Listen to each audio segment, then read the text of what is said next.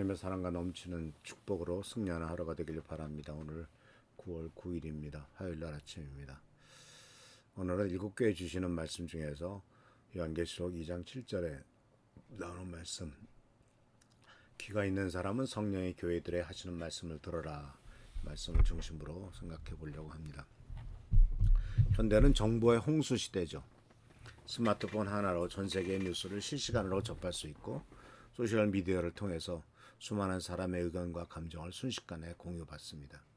그러나 정작 가장 중요한 음성인 하나님의 음성을 듣는 일은 점점점 어려워지고 있죠. 요한계시록 2장에서 3장은 바로 일곱 교회에 보내신 하나님의 메시지인데, 이러한 메시지는 바로 이런 시대를 살아가는 현대 교회와 성도들에게 성령이 교회에게 하시는 말씀을 들으라 하고 간곡히 호소하고 있습니다. 바로 이 말씀은 단순한 권면이 아니라 교회의 생전과 직결된 생명적인 생명의 명령입니다. 바로 이 일곱 교회는 각각 다른 상황과 문제를 가지고 있었지만 모든 교회에 공통적으로 주어지는 명령이 바로 성령의 음성을 듣는 것이었습니다. 일곱 교회는 다양한 모습으로 나타나고 있죠. 에베소 교회는 처음 사랑을 잃었고, 소만학 교회는 극심한 박해를 받고 있었습니다. 바오막 교회는 이단 교훈에 타협하고 있었고, 두아디라 교회는 거짓 여자 선지자의 미혹을 받고 있었으며, 사대 교회는 겉으로는 살았으나 실상은 죽어 있었고, 빌레아델비아 교회는 작지만 신실했으며, 라오디게아 교회는 미지근한 상태였습니다. 이처럼 각 교회의 상황은 달랐지만 주님께서는 모든 교회의 구체적인 상황을 정확하게 알고 계신 것을 보게 됩니다. 내가 내 행위와 내 수고와 내 참음을 알았다라고 말하고 있고, 내가 내 환난과 궁핍을 안다고 2장 9절에 말씀하고 있는데, 이러한 표현은 주님께서 각 교회의 실정을 세세히 파악하고 계심을 보여줍니다. 이는 오늘날에도 동일하죠. 주님은 우리 각자의 상황과 교회의 실정을 정확하게 알고 계시며 그에 합당한 메시지를 주십니다. 각 교회에 주어진 메시지는 경고와 위로가 함께 담겨져 있죠. 죄를 지적받는 교회들에게는 회개할 기회가 주어지는 것이고, 고난받는 교회들에게는 위로와 격려가 주어졌습니다. 그리고 끝까지 이기는 자들에게는 놀라운 상급의 약속이 주어졌습니다. 생명나무의 열매, 둘째 사망의 해를 받지 않는다. 감추어진 만나와 새 이름이 적힌 흰돌을 준다. 만국을 다스리는 권세를 갖게 된다. 흰옷과 생명책에 이름이 기록된다. 하나님의 성전의 기둥이고 주님의 보좌에 함께 앉을 것이다 라고 하는 이러한 특권 등이 그와 같은 하나님의 위로와 상급의 약속입니다. 그런데 오늘 그렇다면 귀 있는 자는 성령의 교회들에게 하시는 말씀을 들을지어다 라는 이 표현에서 주목할 점은 귀 있는 자라는 조건입니다. 물론 이것이 물리적인 우리 육신의 얼굴에 있는 청각기관을 의미하는 것이 아니죠. 영적인 청력을 가르칩니다. 즉 하나님의 말씀을 분별하고 받아들일 수 있는 영적 감수성을 의미하죠. 성령의 음성을 듣는다는 것은 단순히 신비로운 체험을 하는 것이 아니라 하나님의 뜻을 분별하고 그에 따라 순종하는 것을 의미합니다. 이는 성경 말씀을 통해서도 이루어지고 있고, 기도를 통해서도 이루어지고 있고, 성숙한 믿음의 공동체 안에서의 교제를 통해서도 이루어집니다. 특히 일곱 교회에 주어지는 메시지를 보면 성령께서는 각 교회의 구체적인 상황에 맞는 말씀을 주셨죠. 그는 성령의 음성이 추상적이거나 막연한 것이 아니라 매우 구체적이고 실제적이라는 것을 보여줍니다.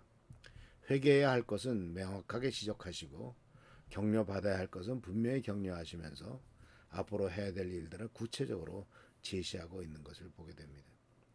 그래서 오늘날 많은 교회들이 겉으로는 화려하고 활발해 보이지만 정작 성령의 음성을 듣는 영적 청력은 약화되어 있습니다. 여러 가지 원인들이 있겠죠. 세상의 소음이 너무 큽니다. 각종 미디어의 정보와 세상의 가치관이 끊임없이 우리의 귀를 점유하고 있죠. 뉴스의 부정적인 소식들, 소셜미디어의 비교의식, 경쟁사회의 압박감 등이 하나님의 음성을 가리고 있죠. 조용한 음성을 시간을 갖기 어려운 현대생활의 패턴도 한몫을 합니다. 둘째로는 영적 무감각한 현상이 일어나고 있습니다. 신앙생활이 습관화가 되고 감동과 은혜가 줄어들고 회개와 감사의 마음이 약해지고 있습니다.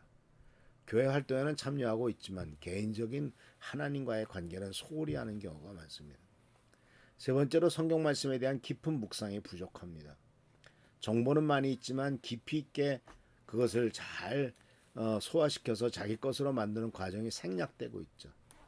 빠른 속도의 현대 생활이 말씀을 천천히 되새기는 시간을 빼앗아가고 있습니다.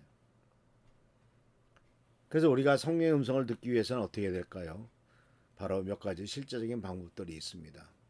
첫 번째, 매일 조용한 시간을 확보해서 주님과 함께 단둘이만 있는 시간을 가져야 됩니다.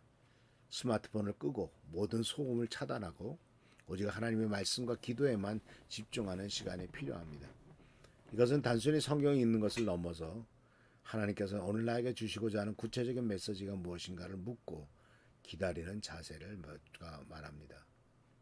또한 말씀 묵상 후에 들은 내용을 간단히 기록하는 습관을 가져보면 좋습니다.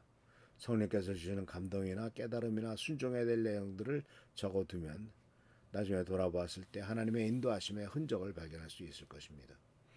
또 교회의 의사결정 과정에서도 성령님의 음성을 구하는 것이 중요하죠. 인간적인 판단이나 계산만으로 결정하기보다는 먼저 하나님의 뜻이 무엇인지 묻고 기도로 구하는 과정이 필요합니다. 이것은 개인적인 일상에서도 동일하게 적용이 됩니다. 그래서 우리들은 소그룹이나 성역 공부 모임에서 함께 하나님의 음성을 듣고 나누는 훈련도 중요하죠. 개인이 듣기 어려운 하나님의 뜻을 공동체가 함께 분별할 때 더욱 명확해지는 경우가 많습니다. 서로의 신앙 경험을 나누고 성경 말씀을 함께 묵상하고 기도 제목을 나누는 과정에서 성령께서 공동체에게 주신 음성을 들을 수가 있을 것입니다. 그러나 듣는 것만으로는 충분하지 않죠. 들었으면 순종해야 됩니다. 들은 것을 실제로 순종하는 일이 더 중요합니다. 7교회 중에서 주님의 칭찬을 받은 교회들의 공통점은 들은 말씀을 실천했다는 겁니다.